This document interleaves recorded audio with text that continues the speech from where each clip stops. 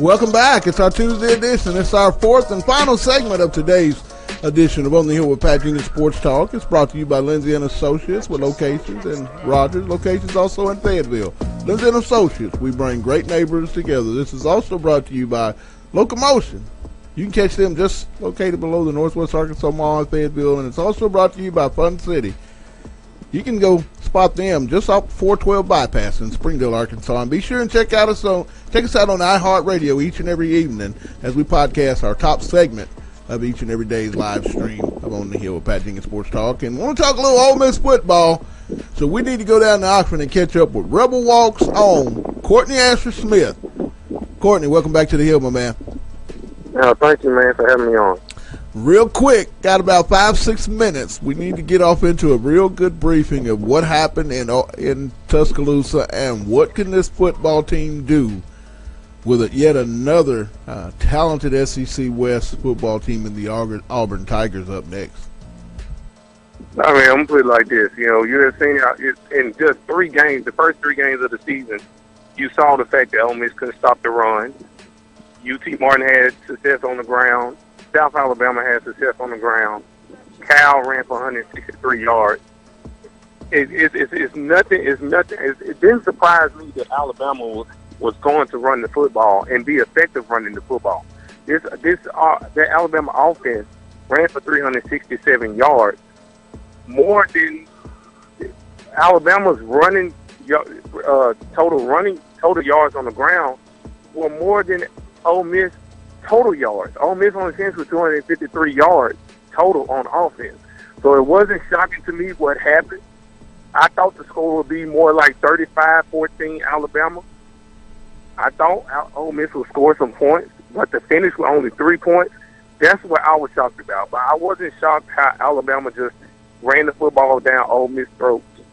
Simple fact, because Ole Miss, going back to last year, wasn't able to stop the run. This year, it's the same thing. And now you go into this Auburn, you go on the road, you stay in the state of Alabama for another week. You're going to get the Auburn team that has 2 running backs that can run the football. Right. Auburn ran the ball effectively last week against Mississippi State.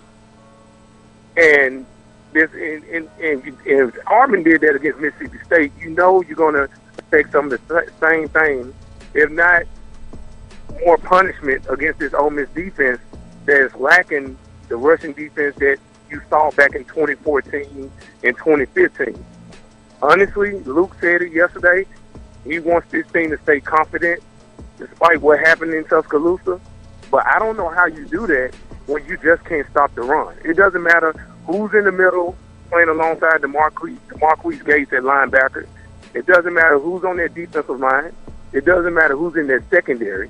It seems like, you know, you can throw second strings out there, and I just don't think that this defense is good enough to stop the run, and mainly has to rely on that offense that doesn't have a running game.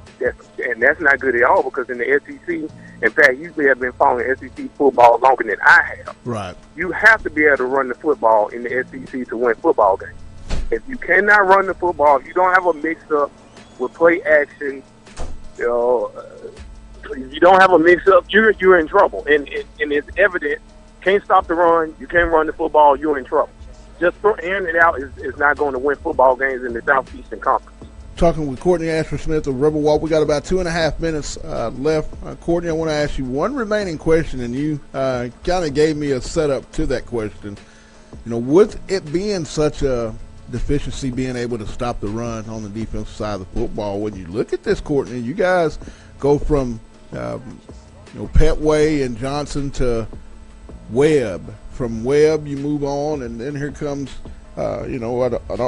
a Geist from LSU. Then Geist, you got this 3-headed monster that Arkansas is starting to, put together. And then you lead out of that and head to Kentucky, where they have Benny Snell. What does the forecast truly, in your opinion, look like for the remainder of the defensive season for Ole Miss? Ole Miss will probably finish the SEC with the worst rushing defense. I honestly think so, because you just mentioned you got two guys you got to stop in Auburn. Then you got to come back home and stop Ralph Webb, and Ralph Webb torched you last year in Nashville. Right. Then you got to turn around and play Arkansas, and Arkansas can run the football. Even though Arkansas is struggling early in the year, Arkansas can run the football. LSU is known for running the football, and LSU is going to have to run it because LSU is have questions at quarterback still. Right. Then you go to Kentucky. Kentucky can run the football. Benny Snell was a freshman last year, rushed over 1,000 yards, and he's having a solid year starting out this year. He's one of the top 5 running backs in the league right now in rushing yards. So you look at all of that. It's where does this team get a win is the question now, because I don't see a win in the future for this team. As far as the next few games, I don't see a win. This team can mess around, finish somewhere at 3-9, 4-8 if they can't get 2 wins in the next month or so. Well, Courtney, as always, my man, we're going to come back and we're going to talk about that upcoming game you guys have versus the Vanderbilt Commodores and recap this game you have in the Plains versus Auburn. But as always, thanks for taking time out on the hill, my man. All right, thank you. Appreciate it.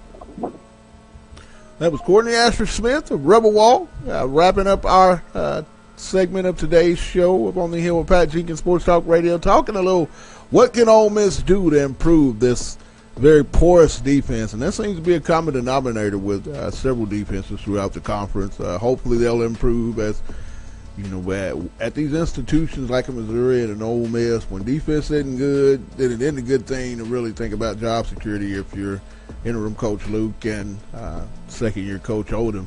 So we're going to give a big shout-out to our guests. I want to give a thank you to Danny Jones of the Daily Columbian. Came on and gave us a Mizzou take on what's going on in Como. Also to Kevin McGuffey of Big Blue Nation. He talked Wildcats. Just things that are happening in the Bluegrass State. And lastly, Courtney Asher-Smith of Rebel Walk for telling us how can Ole Miss make it better. I want to give a big thank you before we go to our sponsors, Lindsay & Associates, with locations in Rogers, also two in Fayetteville. Lindsay & Associates, we bring great neighbors together. Also, Locomotion, located just below the Northwest Arkansas Mall in Fayetteville. You can catch them. Go have a good time with your kids. And lastly, Fun City. You can catch them just off the 412 exit there in Springdale, Arkansas. And each and every night, if you don't get a chance to catch our live stream, be sure and catch us on iHeartRadio as we podcast the daily top segment of OTH. More SEC football talk, getting you ready for a lot of top games. We'll head down to Florida and talk